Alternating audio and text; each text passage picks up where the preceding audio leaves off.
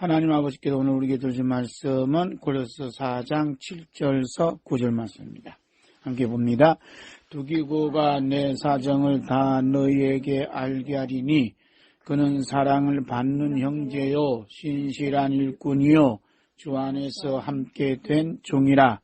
내가 저를 특별히 너희에게 보낸 것은 너희로 우리 사정을 알게 하고 너희 마음을 위로하게 하려 함이라. 신실하고 사랑을 받는 형제 오네시모를 함께 보내노니 그는 너희에게서 온 사람이라. 저희가 여기 일을 다 너희에게 알게 하리라. 아멘. 오늘 하나님 아버지 앞에서 은혜 받고자 할 말씀의 제목은 이름이 생명책에 기록된 성도들. 첫 번째로 부활의 주 예수 그리스도. 오늘은 우리 주 예수 그리스도께서 죽음을 이기시고 부활하심을 기념하는 부활주일입니다. 그런데 오늘 본문 말씀을 골로새 4장 계속해서 말씀을 나누고 또 은혜 받고자 하는 것은 우리 예수님께서 부활하심으로 골로새 4장에 기록된 사도와 또 성도들 이름이 하늘나라의 생명책에 기록되었다는 것을 믿고 있기 때문에 계속해서 말씀을 함께 나누고 또 은혜 받고자 합니다.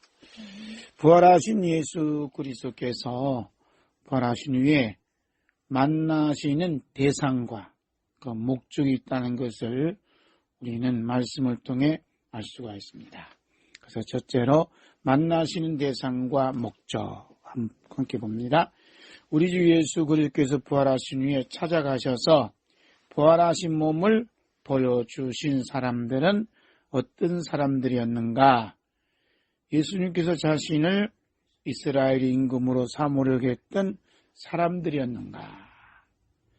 요한복음 6장 15절 보면 이런 말씀하셨죠? 함께 읽습니다.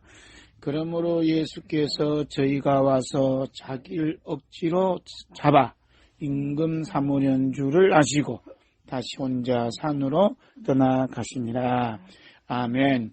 우리 예수님께서 만나시는 사람은 자신을 이스라엘 임금으로 삼으려 했던 사람은 결코 아니었습니다.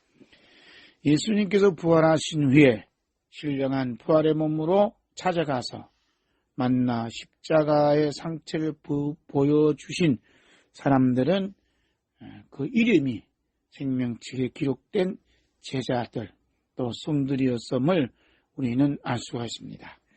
예수님께서 자신의 모든 것을 버리고 오직 예수님을 따라 나섰던 제자들에게 한번 이런 말씀하셨어요. 그 말씀이 누가복음 10장 20절입니다. 함께 봅니다. 그러나 귀신들이 너희에게 항복하는 것으로 기뻐하지 말고 너희 이름이 하늘에 기록된 것으로 기뻐하라 하시니라. 아멘. 귀신들이 쫓겨나는 걸 보고 항복하는 걸 보고 기뻐하지 말라. 기쁨의 근원이 어디 있다고요? 너희 이름이 하늘에 기록된 것으로 기뻐하라. 그리고 예수님께 찾아갔던 사람은 부활하신 몸으로 찾아갔던 사람들은 이름이 하늘에 기록된 즉 생명책에 기록된 제자들을 찾아가셨다는 말씀을 예수님께서 부활하신 후에 제자들과 성도들을 만나실 때마다 기쁨이 넘쳐났어요. 왜 기쁨이 넘쳐났나? 어린 양이 생명책에 기록된 그들을 만났기 때문에 너무 기뻐하셨어요. 그 말씀이 요한복음 20장 19절 20절 봅니다. 이날 곧 안식구 첫날 저녁 때에 제자들이 유대인들을 두려워하여 모인 곳에 문들을 닫았더니 예수께서 오사 가운데 서서 가라사대 너에게 평강이 있을지어다. 이 말씀을 하시고 손과 옆구를 보이시니 제자들이 주를 보고 받으라. 아멘. 우리 예수님께서 부활하신 몸 후에 제자들을 만나실 때 기쁜 마음으로 찾아갔어요. 그리고 무서워 떨고 있는 제자들에게 평강이 있을지어다 축복하시고 십자가에 상처난 못자국 난 손과 또 창자국 난 옆구리를 제자들이 보여주셨어요. 보자마자 제자들이 기뻐했습니다. 예수님께서 보여준 또 못자국 난 손, 또 창자국 난 옆구리를 보여주신 그 몸은 어떤 몸이죠? 부활하신 몸이에요. 부활하신 몸. 예수님의 부활하신 몸에는 반드시 십자가 흔적, 못자국 난 흔적, 창자국 난 흔적이 있다는 것을 우리 꼭 기억하셔야 돼요. 우리는 부활하신 몸이라니까 그냥 우리가 생각하는 그런 몸이 아니라 감히 상상할 수 없는 십자가 난 상처. 제자들이 보고 기뻐했어요. 왜 기뻐했어요? 부활하셨어요.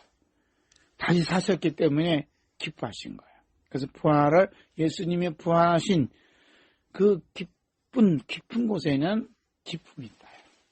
그런데 우리가 예수 믿는다 하면서 예수님의 부활을 믿는다 하면서 기쁨이 없이 살아간다는 것은 부활하신 예수님을 만나지 못했기 때문에 기쁨이 없는 것 같아요. 그래서 예수님의 부활하신 예수님 만난 사람, 예수님을 부활하신 예수님 만난 사람은 반드시 뭘 봤어요? 예수님의 상처를 봤어요. 예수님의 상처를 보는 순간 내 상처를 몽땅 가져가시고 부활의 생명을 우리에게 부어주심으로 우리에게 나타난 증거는 뭐냐? 기쁨이라는 증거입니다. 아멘. 그리고 예수님께서 부활하신 후에 무슨 일을 하시냐면 두 번째 교회와 거리를 다니시면서 일을 하셨어요. 교회를 거니시면서 또 거리를 다니시면서 하신 일이 뭔가 우리가 좀 깊게 살펴볼 필요가 있어요. 우리 주 예수 그리스도께서 죽음을 이기시고 부활하시고 성천하신 후 하나님 아버지 나라에만 계시지 않고 이 땅에 있는 교회와 성도들 사이를 다니시고 계신다는 것을 오늘 분명히 믿고 또 기억해야 됩니다. 요한계시록 2장 1절 말씀 봅니다. 에베소 교회 사자에게 편지하기를 오른손에 7뼈를 붙잡고 7금 촛대 사이를 다니시니가 가라사대. 예수님께서 이 말씀을 하셨을 때는 언제였죠? 부활 승천하시고 하나님 나라에 계셨는데 밤모섬에 있는 또 요한을 찾아오시고 또 이렇게 말씀하시는 거예요. 예수님은 오른손에 7뼈를 붙잡고 7금 촛대를 다니신다 했는데 7교회는 사자다. 요한계시록 1장 27절 하반절 그랬죠? 7금 촛대는 7교회다 그랬어요. 그러니까 오른손에 7뼈를 붙잡고 7금 촛대를 다니시는 예수님. 오른손에는 무슨 흔적이 있죠? 못자국 난 흔적으로 사자를 붙잡아요. 여기서는 사자는 주의 종도 될 수 있고 또 7교회의 천사도 될 수 있고 여기서는 7교회를 섬기는 주의 종들이다 이렇게 볼 수도 있어요. 그래서 종은 누가 붙잡고 있냐? 예수님께서 붙잡고 있어요. 오른손으로 붙잡고 계세요. 못자국 나는 손으로 꼭 붙잡고 있으면서 7교회 사이를 다 다니시는 거예요. 여러분 우리 주 예수 그리스도께서 부활하신 후에 2000년 전 아시아에 있는 7교회를 다니시듯이 우리 주 예수 그리스도께서 다시 오실 때까지 교회와 성도들 사이를 다니시면서 무슨 일을 하고 계세요? 무슨 일을 하고 계셨을까? 무슨 일을 하고 계실까? 그 이야기를 성령님께서 말라기 선지자를 통해서 이미 예언하셨습니다. 그 말씀이 말라기 3장 16절 쉬운 성경으로 보겠습니다. 그때에 주를 두려워하는 사람들이 서로 하는 말을 들었다. 여호와께서 그들의 말을 분명히 들으시고 주를 두려워하는 자와 섬기는 자들의 이름을 책에 적게 하셨다. 여호와께서 그들의 이름을 기억하실 것이다. 아멘. 여호와 하나님께서는 우리들 사이에서 그들이 말을 분명히 듣는다는 거예요. 오늘 우리에게 두세 사람이 모여있지만 우리가 하는 대화 내용, 또 말씀을 주고받는 내용, 말씀을 듣는 내용을 다 듣고 계시다는 거예요. 예배 시간만 듣고 계시는 게 아니라 평상시에도 우리가 나누는 대화에 참여하셔서 듣고 계시다는 거예요. 그런데 여호와 하나님께 듣고 싶은 거 뭐냐면 주를 두려워하는 자와 섬기는 자들의 이름을 책에 기록한다. 주님을 두려워하고 주님을 섬기는 사람의 이름을 기록한다는 것은 주님을 두려워하고 섬기는 사람들은 무슨 얘기 나눈다는 거예요? 주님의 이야기를 나눈다는 거예요. 우리 예수님께서 부활하신 몸으로 두 제자가 거리에서 서로 이야기하는 것을 그들의 곁에서 직접 듣고 계셨어요. 무슨 몸으로? 부활하신 몸으로. 예수님께서 부활하신 몸은 예수님께서만 보여주실 때만 보여줄 수 있지 다 볼 수가 없어요. 그래서 신령한 몸이에요. 그 말씀이 우리 누가복음에 있는 말씀 함께 볼까요? 누가복음 24장에 자세히 기록되어 있는데 함께 읽습니다. 24장 13절부터 그날에 저희 중 둘이 예루살렘에서 25리 되는 엠마오라 하는 촌으로 가면서 이 모든 된 일을 서로 이야기하더라. 저희가 서로 이야기하며 문의할 때에 예수께서 가까이 이르러 저희와 동행하시나 저희의 눈이 가리워져서 그인 줄 알아보지 못하거늘 예수께서 이르시되 너희가 길 가면서 서로 죽고 받고 하는 이야기가 무엇이냐 하시니 두 사람이 슬픈 빛을 띠고 머물러 서더라. 그 한 사람인 글로바라 하는 자가 대답하여 가로되 당신이 예루살렘에 우고하면서 그일 거기서 된 일을 홀로 알지 못하느뇨. 가라사대 무슨 일이뇨?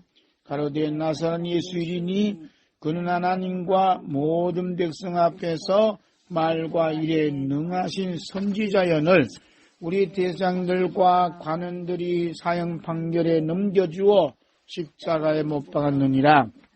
우리는 이 사람이 이스라엘을 구속할 자라고 팔았노라.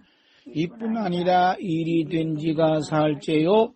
또한 우리 중에 어떤 여자들이 우리로 놀라게 했으니 이는 저희가 새벽에 무덤에 갔다가 그의 시체는 보지 못하고 와서 그가 사라졌다는 천사들의 나타남을 보았답니다.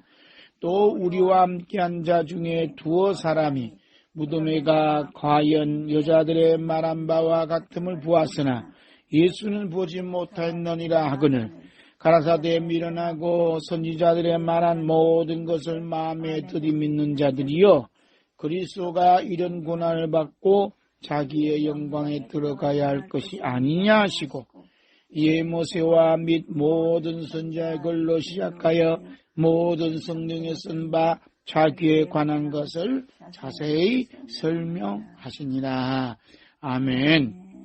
부활하신 예수님께서 지금도 우리가 어디에서 어떤 장소에서든지 모여 우리 주 예수 그리스도를 증거하는 이야기를 듣는 것을 기뻐하는 나머지 그들의 이름을 생명책에 기록하세요. 예수님께서 부활하신 후에 왜 엠마오로 가셨을까? 그 수많은 이스라엘 백성들, 예수님 때문에 축복을 많이 받은 사람들이 있었지만 그들이 하는 이야기는 이 세상에 대한 이야기만 하고 있다는 거예요. 근데 예수님 보니까 딱 자기에 대해서, 자기에 관한 이야기, 십자가에 대한 이야기, 예수님 부활에 대한 이야기를 나눈 사람들은 딱 두 사람이었다는 거예요. 기가 막힌 거 아니에요? 이스라엘 나라 사람들이 그때 많은 사람들이 있었어요. 그런데 중대한 십자가 사건과 부활이 있었는데 그 이야기를 나눈 사람들이 엠마로 하는 두 제자였다. 그래서 곁에서 가지만 제자들이 알아봤다 못 알아봤다? 못 알아봤어요. 처음에는. 다 듣고 계시는 거. 지금도 우리가 이야기하는 내용을 다 듣고 계세요. 과연 우리는 우리 주 예수 그리스도의 십자가와 부활과 다시 오시는 예수님의 이야기를 나누고 있는가? 함께 우리가 곰곰이 내 자신을 돌아봐야 돼요. 아니면 이 세상에서 누리고 있는 부귀영화. 부귀영화가 뭐죠? 재산이 많고 지위가 높고 귀하게 되어서 세상에 드러나 온갖 부귀영화를 누리고 있다. 자기가 이렇게 해서 이번에 큰 복을 받았다. 이런 은혜가 있었다. 전부 무슨 얘기요? 자기가 좋아하는, 자기의 유익된 이야기만 쭉 늘어나요. 그것은 예수님 다시 오시면 처음 하늘과 처음 땅에 속한 거기 때문에 다 사라진대요. 그거 아니면 뭘 하냐? 희노애락에 대한 이야기를 해요. 희노애락이 뭐죠? 기쁜 이야기, 노염 이야기, 슬픈 이야기, 즐거운 이야기, 이 모든 이야기를 어울려서 이야기하는 거예요. 이 이야기를 다 듣고 계셔요. 그럴 때 예수님이 그들 가운데 계시지만 너는 아니다 하고 적혀놔요. 어디 적혀놔요? 생명책에. 그래서 우리가 하는 이야기가 너무 중요한 거예요. 오늘도 우리가 하는 이야기를 주님이 듣고 계시다. 이렇게 믿으면, 알고 있으면 함부로 남을 비난한다든지 남을 어떻게 한다든지 하는 말을 할 수 있겠어요? 없겠어요? 할 수 없겠죠. 세 번째로 예수님께서 가장 듣고 싶어 하신 것이 뭔가? 예수님께서 가장 듣고 싶어 한 게 뭔가? 지금까지 예수님의 십자가와 부활과 다시 오신 예수님의 약속을 이야기하는 가장 듣고 싶어 하시죠? 그런데 예수님이 가장 듣고 싶어 하신 것은 곧 마귀가 가장 두려워하는 고백이 될 수 있어요.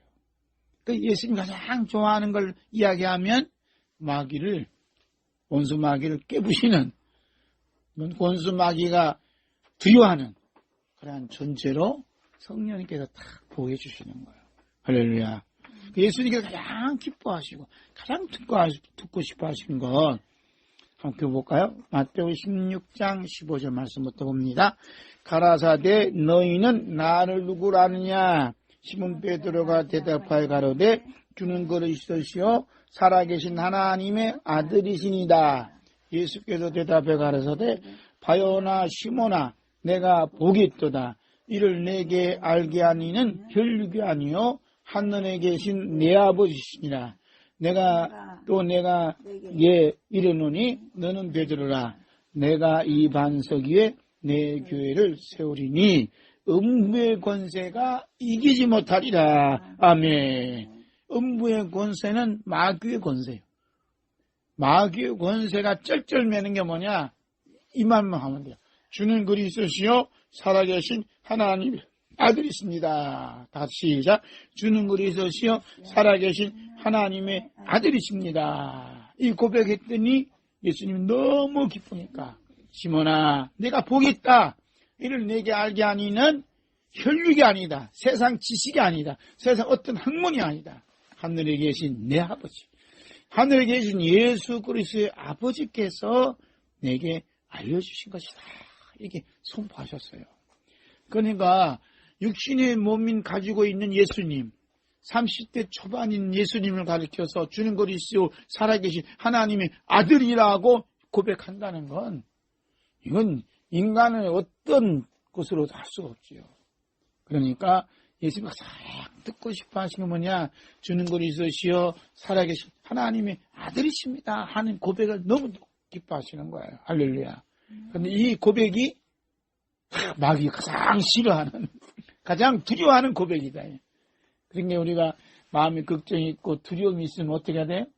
주는 그리스도시요 살아계신 하나님 아들이십니다 하고 막 5분이든 10분이든 막 고백하고 외치면 주님이 너무 기뻐하시기 때문에 주님의 기쁨이 내 안에 임하고 내 안에 그냥 나를 못 살게 하고 괴롭혔던 이 사탄의 세력과 음부의 권세는 떠나가는 기원 역사가 나타날 줄로 믿습니다. 아멘. 자, 큰 두 번째 책들과 생명책 보겠습니다. 우리 주 예수 그리스도께서 다시 오셔서 백보좌에 앉아 창세 이후로 태어난 사람들을 다 심판하실 때 주님 앞에는 책들이 펴 있어요. 하나는 행위가 기록되어 있는 책들이 있고 또 하나는 어린 양의 생명책이 있어요. 어린 양의 생명책에는 우리 죄인들을 대신하여 죽으신 우리 주 예수 그리스도의 피부림을 받은 성도들의 이름이 기록되어 있습니다. 천국에는 오직 어린 양의 생명책에 기록된 자의 이름이 기록된 자들만 들어갈 수 있어요. 아멘. 우리가 예수 믿으면 천국 간다 말은 맞아요. 100% 맞는 말씀이에요. 그럼 예수님 믿는다는 게 뭔가? 함께 또 한 걸음 더 나가야 돼요. 예수 믿는다는 것은 우리 이름이 어린 양의 생명책에 기록되어 있다 하는 사실을 또 믿어야 되는 거예요. 그럼 어린 양의 생명책에 이름이 기록된 사람들은 이 세상에 살 때 어떤 사역을 하고 어떤 삶을 살고 있는가 함께 또 살펴봐야 돼요. 그래서 우리가 어린 양의 생명책에 내 이름이 기록되어 있는가, 기록되지 않았는가, 이게 면밀히 감찰해야 돼요. 살펴봐야 됩니다. 자, 요한계시록 21장 27절 봅니다. 무엇이든지 속된 것이나 가정한 일 또는 거짓말하는 자는 결코 그리로 들어오지 못하되 오직 어린 양의 생명책에 기록된 자들 뿐이라. 하나님 나라에는 어떤 사람만 들어간다고요? 오직이란 말이 있어요. 오직 어린 양의 생명책에 기록된 자들 뿐이다. 우리가 부활주의를 맞이해서 예수님 부활하심을 찬양하고 또 감사하고 또 높이지만 내 이름이 어린 양의 생명책에 기록된다 하는 사실은 말 한마디도 안 하잖아요. 듣지도 못하는 거예요. 하나님 나라에는 오직 어린 양의 생명책에 기록된 자만 들어가는 거예요. 그러니까 예수님의 부활은 오직 어린 양의 생명책에 기록된 자들하고 굉장히 밀접한 관계를 가지고 있어요. 어느 정도냐? 한 몸이 되는 거예요. 예수님이 부활하신 몸과 어린 양의 생명책에 기록된 자들의 몸과 하나 돼. 하나 되지 않으면 절대 어린 양의 생명에 기록할 수도 없고 예수님이 계시고 하나님 아버지 계시는 하나님 아버지의 집에 갈 수 없어요. 그러나 어린 양의 생명책에 이름이 기록되지 못한 자들은 불못에 던져진다. 그렇지요? 요한계시록 20장 15절 말씀 볼까요? 자, 시작. 누구든지 생명책에 기록되지 못한 자는 불못에 던지거라. 요한계시록 20장 15절. 누구든지요. 여기는 뼈다박쥐 목사, 장로, 권사 다 들어가는 거예요. 안 믿는 사람 말할 것도 없고.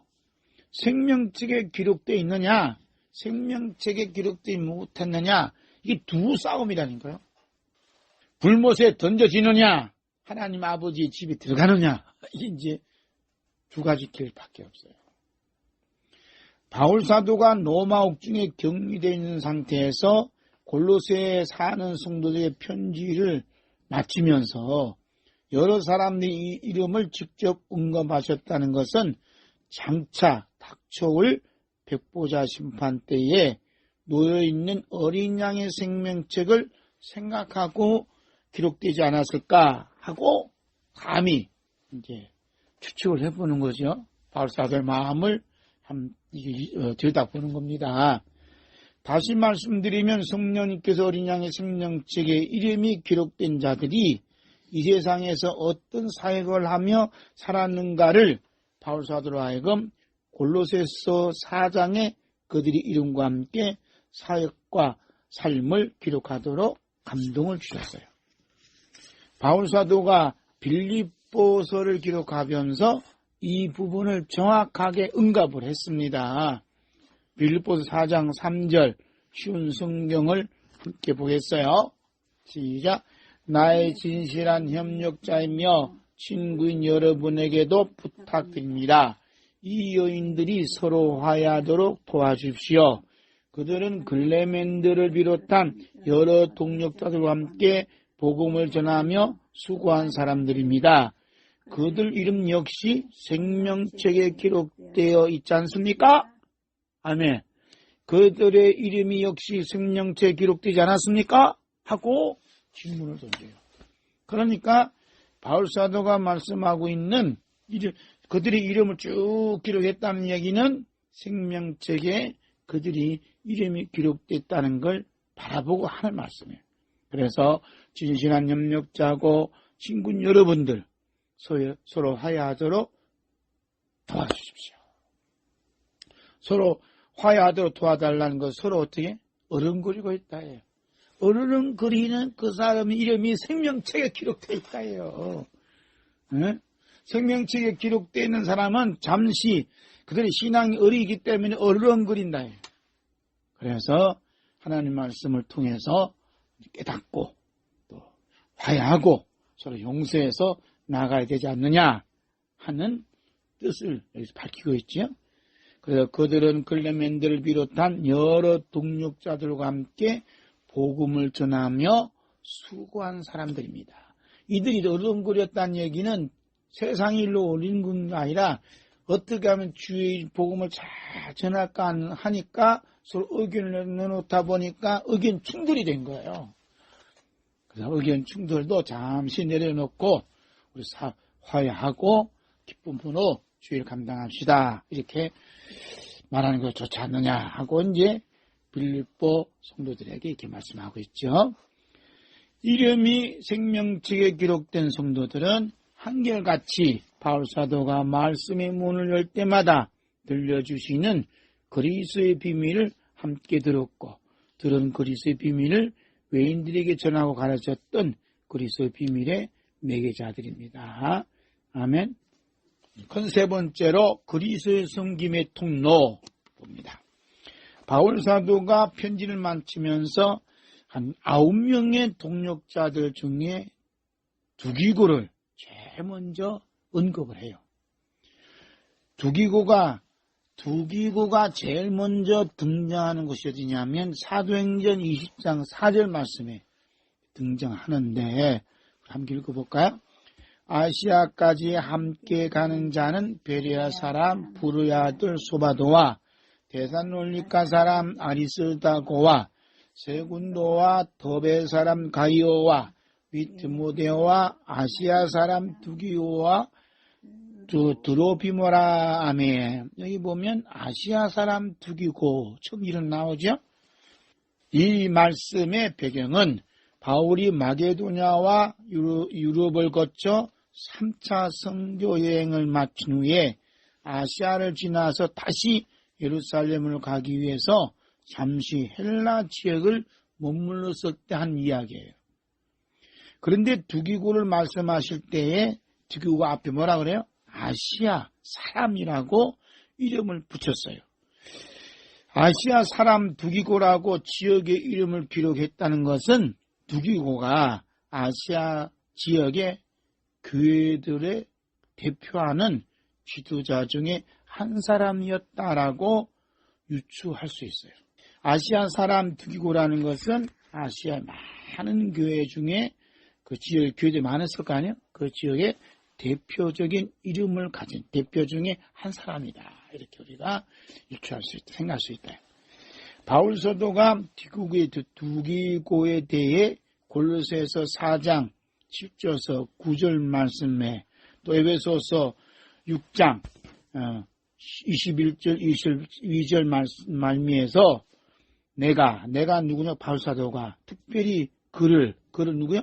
두기고를 보낸다. 이 말씀을 언급한 것을 보아서 아시아 교회를 대표하는 인물임에 틀림이 없다.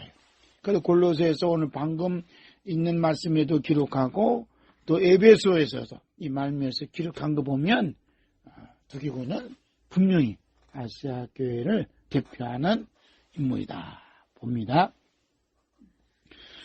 두기고는 이런 위치에 있음에도 불구하고 바울 사도의 입과 손과 발이 되어 살아왔다는 것은 자신이 뜻을 포기하고 하나님의 뜻에 순종하였다는 것을 엿볼 수가 있어요. 큰 지역의 교회 대표가 되었다. 우리로 말하면 교단장, 총회장이 되었다. 그러면 바울사도를 같이 그것을 포기하고 바울사도 가는 그 험난한 그 길을 함께 동행한다는 것은 보통 일이 아니다. 할 일이 없는 사람이 옆에 바울사도를 옆에서 함께 있는다면 이제 그런다 싶으지만 아시아 교회 대표라는 그 명예, 그 직분을 다 버린다는 것은 이건 인간 생각은 할 수 없어요. 그 자신의 뜻을 다 포기하고 하나님의 뜻인 섬김의 삶을 살았다는 게 특별한 여기 의미가 담겨져 있다는 것을 볼 수가 있습니다. 바울 사도가 두기고를 생각할 때마다 고맙고 감사한 나머지 그의 이름과 함께 그의 사역을 상세하게 밝히고 있어요. 바울 사도가 자기와 함께한 자들의 사역을 꼼꼼하게 챙겼다는 것은 바울 사도의 내면의 깊은 세계를 보여줄 뿐만 아니라 동역자들을 섬기는 영적 지도자로서의 모델을 제시하고 있어요. 두기고가 지금 이런 일을 하고 있습니다라고 그 일을 확실히 이게 제시하고 또 이렇게 편지에 기록했다는 것은 바울 사도가 동역하는 자들을 섬기고 있다는 거예요. 할렐루야. 옆에서 보면 교단장들이나 대표격 있는 사람들이 자기가 하는 일에 대해서는 다 부하지만 그 일을 동력해주고 협력해주는 사람들을 이름은 얘기할 수 있어도 그들이 무슨 일을 하고 있다고 일일이 제시를 하는 경우는 극히 드물어요. 근데 바울사도는 그 일을 자세히 기록하는 거예요. 그것은 바울사도 내면의 기쁨에 섬김의 어떠한 뿌리가 이렇게 꽂혔다는 걸 볼 수 있어요. 바울사도는 섬김을 받는 것과 동시에 섬기는 사역을 감당하고 있습니다. 바울사도는 육신의 몸이 지금 나이가 먹어서 가눌기 힘들어요. 그런데 젊은 동역자들이 이렇게 수발을 들고 또 그 모든 할 때마다 또 미안하기도 하고 또 죄송하기도 하고 그래서 너무 고마운 거지. 그들이 하는 모든 일들에 대해서 자세히 기록했다는 거예요. 바울사도 이와 같은 섬김의 뿌리는 어디 있느냐? 바로 주 예수 그리스도의 섬김에 있다라고 봅니다. 주 예수 그리스도. 마태복음 20장 28절 보면 인자가 온 것을 섬김을 받으려 함이 아니라 도리어 섬기려 하고 자기의 목숨을 많은 사람의 대속물로 주려 합니다. 이 말씀을 해요. 예수 그리스도는 기본이 뭐냐? 섬김에 있다. 섬김에. 섬김을 받으려고 하는 그 자체가 예수님과 멀어질 수밖에 없어요. 나는 목사니까, 나는 뭐니까 하고 에헴 하면 참 힘들다 이거야. 예수님은 섬김을 받으러 온 것이 아니라 도리어 섬기려 하고 그 다음에 자기의 목숨을 많은 사람의 대성물로 준다는 거죠. 주려왔다. 우리는 목숨을 안 주잖아요. 예수님은 자기 목숨을 많은 사람의 대성물로 준다는 거죠. 그리고 이들이 서로 섬기는 것의 깊은 곳에는 하나님 비밀인 그리스도를 섬기고 있어요.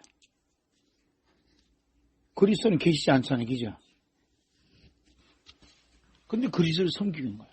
왜냐하면 두기고는 바울사도 안에 비밀이신 그리스도를 숨기고 있고 바울사도는 두기고 안에 비밀이신 그리스도를 보았기 때문에 숨기는 거예요. 우리는 겉사람을 보면 안 돼요. 내가 누구를 섬긴다 그러면 겉사람을 보고 섬긴다는 것은 아부할 수 있어요.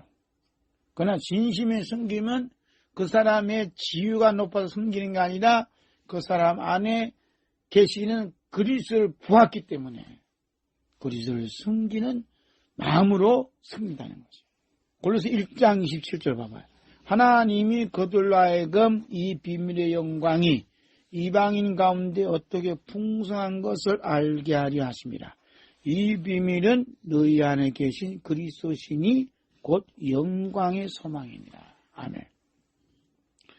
이 비밀은 누구 안에? 너희 안에 계신 그리스도니. 너희 안에 계신 그리스도니. 이렇게 말씀을 선포한 바울사도는 두기고로 볼 때 두기고의 겉사람 본 게 아니라 두기고 안에 계신 그리스도를 봤다는 거예요. 그렇기 때문에 그리스도를 숨기는 마음으로, 믿음으로 두기고의 사역을 기록하고 있는 거죠. 로마서 14장 18절에 이로써 그리스도를 숨기는 자는 하나님께 기뻐하심을 받으며 사람에게도 칭찬을 받느니라. 아멘. 그리스도를 숨기는 자, 하나님을 기뻐하심을 받는 자잖아요. 그 그리스도 눈이 안 보이는데 누가 누구를 숨겨요? 그러니까 두기고 안에 계신 그리스도를 숨긴다는 게 바울사도는. 두기고는 바울사도 안에 계신 그리스도를 숨기는 거죠. 이 모습을 하나님께서 기뻐히 받으신다는 거예요. 얼마나 중요한지 몰라요. 이름이 어린 양의 생명책에 기록된 자들은 어떤 자리에서 누구를 섬기든지 그 섬김의 심에는 그리스도의 섬김이 있습니다. 아멘. 즉 그들은 그리스도의 섬김의 통로로 살아가는 거예요. 우리 예수님께서 이미 백보자에서 심판하시는 기준을 그리스도의 섬김의 통로로 삼았다는 거예요. 중요한 그리스도의 섬김의 통로가 됐느냐 안 됐느냐 하는 게 이제 기준이라는 거죠. 그 말씀이 이제 마태복음 25장 31절, 34절에서 40절 하교입니다. 인자가 자기 영광으로 모든 전사와 함께 올 때에 자기 영광의 보좌에 앉으리니 그때 임금이 그 오른편인 자들이 이르시되 내 아버지께 복받을 자들이여 나와 창세로부터 너희를 위하여 예비된 나라를 상속하라. 내가 줄일 때에 너희가 먹을 것을 주었고 목마를 때에 마시게 하였고 나그네있을 때 영접하였고 옷 벗을 때에 옷을 입혔고 병들었을 때에 돌아보았고 옥에 갇혔을 때에 와서 보았느니라. 이에 의인들이 대답하여 가로되 주여 우리가 어느 때 주의 줄이신 것을 보고 공개하였으며 목마르신 보고 마시게 하였나이까. 어느 때 나그네 되신 것을 보고 영접하였으며 벗으신 것을 보고 옷 입혔나이까. 어느 때 병드신 것이나 옥에 갇히신 것을 보고 가서 배웠나이까 하리니 임금이 대답해 가라사대 내가 진실로 너희에게 이르노니 너희가 여기 내 형제 중에 지극히 작은 자 하나에게 한 것이 곧 내게 한 것이니라. 아멘. 여기에 대한 설명은 좀 이따 자세하게 말씀드리겠습니다. 크게 네 번째 두기고의 섬김의 사역 봅니다. 바울사도는 그리스도의 섬김의 통로로서 두기고의 섬김의 사역을 자세히 이게 말씀을 하고 있어요. 첫째는 내 사정을 다 너희에게 알려준다는 거예요. 바울사도께서 두기고가 가면 내 사정을 다 너희에게 알려준다고 말씀하신 것은 골로새 교회가 옥중에 갇혀 있는 사들을 위해서 기도하고 있다는 것을 바울사도가 기억하고 있다는 거예요. 그리고 바울사도의 근황에 대해서 걱정해주고 안부를 늘 궁금해 했을 것 같다는 그 사도 바울의 마음을 읽을 수가 있어요. 그래서 내 사정 네가 다 알고 있다. 그 이야기를 골로새 교회들에게 다 낱낱이 알려줌으로써 뭐예요? 그들이 기도함에 감사하고 걱정해 주시면 너무 고맙고 그들의 걱정과 기도와 염려로 바울사도인 나는 건강하게 잘 지내고 있다고 이렇게 알려주라 이거지 이제. 또 바울사도가 두기고를 얼마나 신뢰하고 믿음직한 형제라는 사실을 밝혀주는 대목이기도 해요. 그렇죠. 내 사정을 너에게 다 알려준다는 것은 나는 이 두기고를 극진히 신뢰하고 있다는 거지. 혹시 두기고가 내 어리석고 부족한 걸 내 허점을 얘기하지 않을까 이렇게 걱정해서 했으면 보내지 않았겠죠. 그만큼 두기고를 신뢰하고 있다. 그래서 바울 사도가 하나님의 감동으로 기록한 편지를 두기고의 품에 안겨줄 수가 있었어요. 그때 당시에는 통신 기술이 발달되지 않았기 때문에 글 쓰는 것도 손으로 써야 되고 전달하는 것도 발로 전달할 수밖에 없었어요. 그래서 바울 사도가 로마 감옥에 갇혀 있는 그곳에서 지금 골로새에 있는 그 거리가 한 달 정도 걸린대요. 한 달 정도 걸리는 그 거리를 우리처럼 차만 딱 타고 가면 얼마나 편해. 그런데 그때 차도 아무것도 없어요.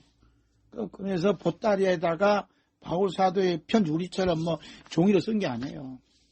양피 가죽에 쓴 그 편지를 들고 간다는 것은 목숨을 내놓아야 갈 수밖에 없어요. 이게 두기고가 엄청난 사람이라는 거예요. 따라서 하나님 감동을 받아 하나님 말씀을 기록하고 기록된 하나님 말씀을 전달하는 것처럼 기록한 말씀을 전달한다. 이것은 보통 섬김의 사역이 아니라는 것이죠. 바울 사도가 논인에도 불구하고 편지를 기록했다는 섬김과 두기고가 편지를 전달한 섬김이 오늘 우리들의 손에 하나님 말씀으로 들려주고 읽고 듣고 그 가운데 기록한 것을 지킬 수 있도록 했으니 얼마나 귀한 사역의 섬김인가 알 수 있죠. 지난 3월 30일에는 2021년도 하나님 말씀을 전했던 것을 정리하여 주 예수 그리스도의 십자가를 비춰본 골로새 1장 설교집이 발행이 되었어요. 이 설교집이 발행되는 데는 글을 쓰는 자의 섬김도 있고 책이 탄생하기까지 목마른 자에게 냉수한 그릇을 대접하는 심정으로 헌금하는 섬김도 있고 또 책을 인쇄하고 또 전달하는 섬김도 있을 수 있어요. 그 사람들이 이 책을 쓰는 데 대해서 이렇게 귀하다 이게 생각하는 분도 있지만 대부분은 그렇지 않는 것 같아요. 책 쓰냐고. 요즘 책 보는 사람 어디 있냐고. 성경도 안 읽는데 이런 분도 있어요. 그러나 성경을 읽고 책을 읽게 하신 분은 성령님께서 때가 되면 역사하시는 거예요. 저는 그렇게 믿고 있어요. 두기고의 가장 큰 사역은 마음을 다하고 목숨을 다하고 힘을 다하여 하나님 말씀이 담겨져 있는 편지를 전달했다는 거예요. 그것도 목숨을 걸고 한 달 내내 걸어가야지 또는 배를 타야지 강도 위험도 있지 배고픔 위험도 있지 추위에도 떨어야지 낮에는 뜨겁지 언제 간지 모르지만 밤낮으로 너무 힘든. 그래서 내가 몸이 다쳤지라도 이 편지만 상하면 안 되지 하고 그냥 요즘은 비늘이라도 있지. 그때는 비늘도 없잖아요. 천으로 꽁꽁 묶어서 가사놨을까 하는 생각도 해봐요. 오늘 우리들은 얼마나 하나님 말씀을 전달하는 사역을 감당하고 있는가. 주님의 복음을 전하는 사역을 감당하고 있는가. 함께 또 돌아볼 필요가 있습니다. 두기고의 섬김의 자세, 사역의 두 번째는 사랑을 받는 형제다. 이렇게 소개를 했어요. 바울 사도는 두기고를 사랑을 받는 형제이라고 소개했는데 바울 사도의 입장에서 보면 두기고가 혈연 관계가 아닌데도 불구하고 형제라고 소개하고 있는 것은 우리 주 예수 그리스도의 십자가에서 흘리신 피로 맺은 영적인 형제이기 때문에 그래요. 두기고는 예수님 피로 맺어진 형제다. 하나님 자녀다. 라고 믿는 거죠. 혈연 관계로 맺은 형제는 유통기간이 있죠. 이 땅에 사는 동안만 있는 거예요. 예수님 피로 맺은 영적 형제는 유통기간 없이 영원한 관계를 형성합니다. 영적인 형제가 너무 소중한 겁니다. 우리 예수님께서 혈연 관계로 형성된 형제보다는 함께 하나님 말씀을 듣는 영적인 형제를 더욱 귀하게 여기셨어요. 그렇게 막한 거 아니에요? 자, 우리 마가복음 3장에 있는 말씀 봅니다. 때에 예수의 모친과 동생들이 와서 밖에 서서 사람을 보내어 예수를 부르니 무리가 예수를 둘러 앉았다가 여짜오되 보소서 당신의 모친과 동생들과 누이들이 밖에서 찾나이다. 대답하시되 누가 내 모친이며 동생이냐 하시고 둘러 앉은 자들을 둘러보시며 가라사대 내 모친과 내 동생들을 보라. 누구든지 하나님이 뜻대로 한 자는 내 형제여 자매여 모친이라. 둘러 앉은 자들을 둘러보시며 가라사대 내 모친과 내 동생들을 보라. 누구든지 하나님의 뜻대로 하는 자는 내 형제요 자매요 모친이라. 아멘. 그러니까 바울 사도가 두기구를 사랑받는 형제라 했을 때 예수님이 형제다. 또 라고 생각했을 것이다. 그러니 예수님도 나 같은 죄인을 형제라고 부르는데 두기구가 아무리 제자라 할지라도 제자의 개념으로 보지 않고 예수님이 형제, 또 내 형제 이렇게 말씀하신 거죠. 참 특별하죠. 그 예수님은 이제 둘러 앉은 자들. 왜 둘러 앉았죠? 예수님의 말씀을 듣는. 예수님의 말씀을 듣는 것은 누구의 뜻을 행하고 있어 지금? 하나님의 뜻대로 한다. 하나님 말씀을 듣는 게 뭐냐? 하나님의 뜻대로 사는 삶이에요. 하나님의 말씀을 듣는 것이 대수롭지 않게 생각해요. 하나님의 말씀을 듣는 게 뭐냐 하면 하나님 뜻대로 하고 있어요. 이 방송을 듣는 여러분도 좀 제가 설교를 잘못하지만 지금 듣고 있다면 여러분은 하나님 뜻대로 지금 진행 중에 있는 뜻을 행하고 그리고 예수님 형제가 되고 예수님의 자매가 된다는 것. 얼마나 큰 축복이에요. 예수님이 육신 혈연 관계되는 밖에 있어요. 무리 가운데 있는 게 밖에서 찾나이다 그러잖아요. 그죠? 당신의 모친과 동생들과 누이들이 밖에서 찾나이다. 하나님 말씀을 듣지 않는 혈연 관계는 내 형제가 아니다. 비록 혈연 관계 아니지만 하나님 말씀을 듣는 사람들은 내 형제다. 예수님이 그렇게 말씀하신 거예요. 예수님께서 하나님의 뜻대로 하나님 말씀을 듣고 하나님 말씀을 전하는 예수님의 형제는 어려운 상황을 만날 수 있다. 이렇게 말씀해요. 이 부분 우리가 좀 더 깊이 해요. 우리는 예수님의 형제가 되고 하나님 뜻대로 살면 배가 부르다. 행복하다. 경제적인 자유를 누릴 수 있다라고 쉽게 판단을 해요. 그러나 그건 내 판단이고 특히 바울 사도는 이런 고백을 했지요. 고린도후서 11장 27절 또 수고하며 애쓰고 여러 번 자지 못하고 줄이며 목마르고 여러 번 굶고 춥고 헐벗었노라. 바울 사도가 뭐 하다가 무슨 짓을 하다가 여러 번 자지 못하고 줄이고 목마르고 여러 번 굶고 춥고 헐벗었냐 이거예요. 바울사도가 무슨 일을 하다가 바울사도가 한 거 딴 거 없어요. 수고하고 애썼어요. 하나님 말씀을 전하는 하나님의 뜻대로 행하는 삶을 살았더니 잠을 못 자. 또 배고파. 또 목말라.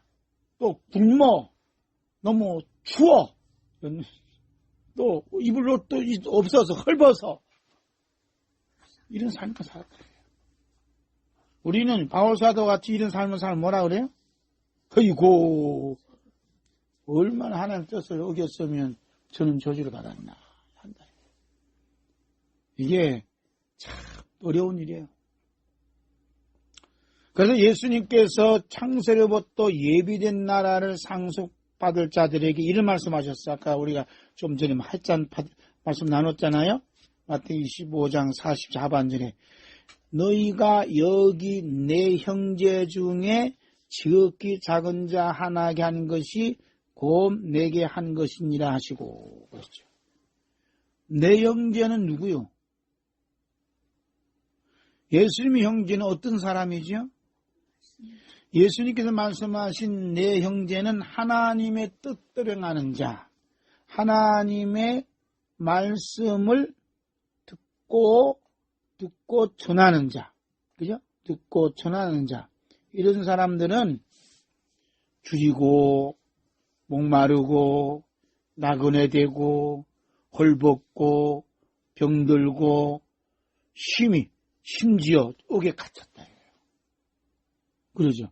하나님 뜻대로 행했는데 옥에 가두고 되고, 하나님 뜻대로 행했는데 병들고, 하나님 뜻대로 행했는데 헐벗고, 하나님 뜻대로 행했는데 정처 없이 나그네 되고, 하나님 뜻대로 행했는데 줄이고 목마르다 이 말이에요.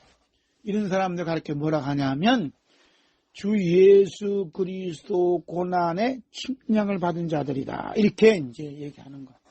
예수 그리스도의 십자가를 짊어진 자들이다. 예수 그리스도의 고난의 덮침을 받은 사람들이다. 이렇게 말씀하는 거예요. 그러니까 예수 그리스도의 부활을 우리가 지키고 있고 이 부활의 그날을 기념하고 있고 예수님 부활을 찬양하고 있지만 예수님의 부활이 곧 나의 부활이라고 이렇게 말을 하지만 예수님 부활이 나의 부활이 되기 위해서는 예수님의 고난이 나의 고난이 되어야 된다 이 말이죠. 예수님의 고난이 나의 고난이 되지 않으면 예수님 부활이 나의 부활이 되지 않아요. 예수님의 고난이 나의 고난이 될 때, 예수님 고난이 나의 고난이 될 때, 예수님 부활이 나의 부활이 될 수 있는 근거가 된다. 그래서 예수님 형제들이 이렇게 줄이고 목마르고 나그네되고 헐벗고 병들고 옥에 갇힌 모든 일이 뭐라 그래? 예수 그리스도의 고난의 침략을 받았다. 왜 그럴까? 예수님 부활에 참여하기 위한 지름길이기 때문에. 그 예수님 부활에 참여한 지름길은 예수 그리스도의 고난의 침략을 받아야 돼. 침략을 당해야 돼. 그래서 때로는 줄이고 헐벗고 이런 일을 당할지라도 야 주여 할렐루야. 왜? 주님이 고난에 참여하게 되고 이 고난의 턴을 지나가면 예수님 부활에 참여할 수 있기 때문에. 아멘. 그래서 요한계시록에 예수님의 첫째 부활에 참여한 자들은 복음 때문에 예수님의 복음 때문에 하나님 말씀 때문에 목배임을 받은 자들이다. 이렇게 한마디로 얘기하잖아요. 바울사도가 두기고를 소개하면서 사랑을 받는 형제라 이렇게 말씀하신 것은 먼저 두기고가 하나님 아버지의 사랑을 받고 있구나 하는 생각을 가지고 말씀하시는 거예요. 왜냐하면 바울사도가 함께하는 모든 성도들은 기본적으로 하나님의 사랑을 받고 있다고 믿기 때문에 저분 하나님의 사랑을 받고 있는 사람이야 라고 믿었다. 그래서 데살로니가 교회에 보낸 편지에서 데살로니가전서 1장 4절 하게 봅니다. 하나님의 사랑하심을 받은 형제들아 너희를 택하시면 하라. 누구의 사랑받았다고? 하나님의 사랑을 받은 형제들아. 이 형제들이 지금 부유하게 사는 사람들이 아니에요. 이 형제들이 바울사도가 감옥에 갇혀있고 격리되어 있다는 것은 이 형제들 다 어려움을 당하고 있다는 거예요. 그때 당시 전체 주요에서. 그럼 그 사람들은 기본적으로 하나님의 사랑을 받는 내 형제들이라고 믿는 거예요. 우리는 바울사도가 드리는 생각, 즉 우리뿐만 아니라 누구누구는 하나님의 사랑하심을 받고 있음을 인정하고 받아들인다면 우리 안에 이미 찾아온 하나님 아버지의 사랑의 꽃이 피어나게 됩니다. 우리는 하나님의 사랑을 받고 있습니다. 저분도 하나님의 사랑을 받고 있습니다. 예수 그리스도를 믿는 사람은 다 하나님의 사랑을 다 받고 있어요. 마음 믿으면 내 안에서 하나님의 사랑의 불꽃이 피어난다. 이렇게 될 때 우리는 하나님의 사랑의 매개자가 됩니다. 두기고는 세 번째, 이제 신실한 일꾼이다. 이렇게 소개를 해요. 바울 사도가 두기고를 신실한 일꾼을 소개한 것은 단순히 일당을 받고 일하는 노역하는 정도가 아니라 십자가의 고난과 시련이 따르는 사역의 현장 속에서도 조금도 주저하거나 두려워하지 않고 돌파하는 영성을 가진 자라. 이렇게 생각하는 거예요. 신실하다는 말은 그 일하는 노역의 대가를 받고 일한다는 거 아니에요. 그냥 대가를 주든 안 주든 일 때문에 어려운 일 당해도 꿋꿋하게 뚫고 간다는 거죠. 돌파한다는 거죠. 그런 모습을 보고 신실한 일꾼이다. 이렇게 얘기하는 거죠. 그 다음에 주 안에서 함께 된 종이다. 이렇게 얘기를 해요. 바울 사도가 많은 동역자들 중에서 두기고를 골로새 교회에게 주 안에서 함께 된 종이라 소개했다는 것은 두기고를 제자로 보는 것이 아니라 주 예수 그리스도 앞에서 같은 주 예수 그리스도 종의 반열에 서 있는 종이라고 소개하는 거예요. 그러니까 바울 사도 입장에서는 두기고가 골로새 교회를 맡아 담임할 수 있을 만큼 영성과 지성과 감성과 심성이 건강하다. 이렇게 인정을 하는 거죠. 바울 사도는 주 예수 그리스도의 종이라는 자존심이 매우 강한 분이에요. 그래서 로마서 1장 1절 있습니다. 예수 그리스도의 종 바울은 사도로 부르심 받아 하나님의 복음을 위하여 택정함을 입었다. 아멘. 예수 그리스도의 종 바울은. 그 두기고는 주 안에서 함께 된 종이라는 것은 주 예수 그리스도의 종이다. 이 말이죠. 그리고 주 예수 그리스도의 종의 긍지를 강하게 말씀하게 됐어요. 자, 갈라디 1장 10절입니다. 이제 내가 사람들에게 좋게 하랴 하나님께 좋게 하랴 사람들에게 기쁨을 구하랴. 내가 지금까지 사람의 기쁨을 구하는 것이었으면 그리스도의 종이 아니라. 아멘. 우리 주 예수 그리스도의 종은 특별히 뭐냐? 사람들을 좋게 하고 사람들의 기쁨을 맞춰주고 사람들의 기쁨을 구하는 사람이 결코 아니라는 거죠. 아, 이러면 성도들이 싫으면 어떡해? 이래서 이제 주저하죠. 오직 우리는 사람들의 그 기쁨을 구하고 있는가?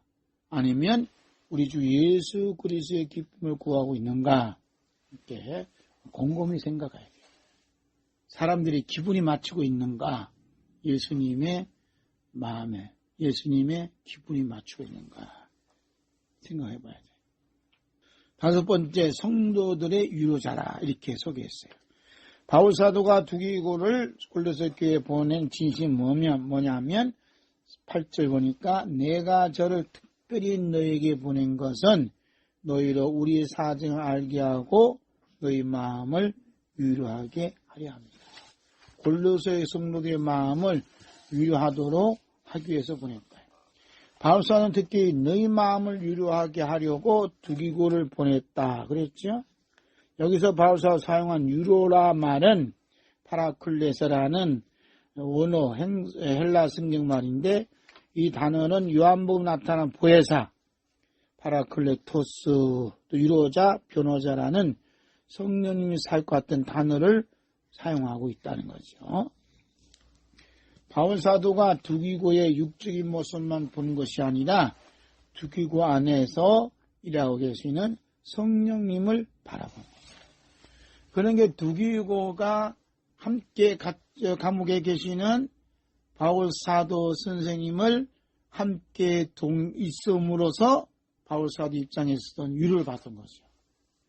그 위로가 두기고의 위로가 아니라 두기고 안에 계시는 성령님의 위로를 받았다.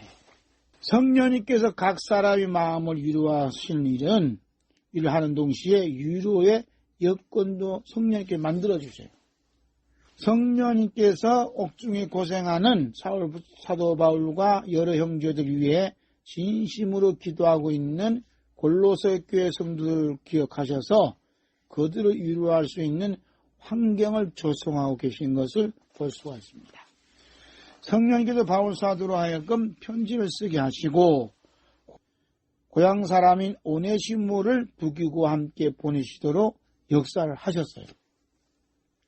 오네시모는 처음부터 바울 사도를 알았다기보다는 로마 옥중에서 죄수로서 수감 생활하는 중에 바울 사도의 전도를 받고 그리스도를 믿게 된 특별한 사람이죠. 그래서 바울 사도는 오네시모를 복음으로서 낳았다 이렇게 증거를 해요. 그 말씀은 빌레몬서 1장 9절에서 11절 사랑을 인하여 도리어 간구하노니 나이 많은 나 바울은 지금 또 예수 그리스도하여 갇힌 자 되어 갇힌 중에서 낳은 아들 오네시모를 위하여 내게 간구하노라. 저가 전에는 내게 무익하였으나 이제는 나와 내게 유익함으로. 그렇죠? 성경은 오네시모에 대해서 많이 기록하지 않아요. 바울 사도가 갇힌 중에서 낳은 성경은 오네시모에 대해서 많이 기록하지 않고 있지만 바울 사도가 갇힌 자 중에 낳은 아들 오네시모라 이렇게 소개했고 또 오늘 본문 말씀에서는 신실하고 사랑을 받는 형제 오네시모라 이렇게 소개를 했어요. 그의 이름도 생명책에 기록된 정말 복중의 복을 받은 오네시모입니다. 몇 마디 안 돼요. 갇힌 자 중에서 낳은 아들 오네시모. 그리고 신실하고 사랑을 받는 오네시모. 이렇게 소개를 해요. 그의 이름도 어린 양 생명체에 기록되어 있다. 그 어린 양의 생명체에 기록된 사람은 많은 사역을 하고 많은 일을 하는 사람만 기록된 게 아니라 오네시모처럼 나쁜 일을 많이 해서 로마 옥중에 갇혀있고 주인을 슬프하고 화나게 했던 오네시모지만 이제 예수를 믿음으로 말미암아 예수의 피로 다 죄의 용서함 받고 이제 변화되어서 진실하고 사랑을 받는 그 감옥에서나 어디에서나 오네시모는 사랑을 받아요. 가만히 있는 사람 사랑하지 않죠? 열심히 사역을 했기 때문에 옥중에서도 믿는 사람이나 안 믿는 사람이나 모든 사람들로 통해 사랑을 받는 그런 분이었다는 것을 봅니다. 우리 주 예수 그리스도께서 부활하신 몸으로 교회들과 우리들 사이를 다니시면서 그들 안에서 들려오는 소리를 듣고 싶은 거예요. 무슨 소리를? 우리 주 예수 그리스도 십자가와 부활과 다시 오시는 예수님 하면서 나눈 이야기 또는 주는 그리스도시요 살아계신 하나님의 아들이십니다라고 고백하는 고백을 주님은 그걸 듣고 싶은 거예요. 왜냐하면 그들의 이름을 생명책에 기록하기 위함 때문입니다. 아멘. 마라나타.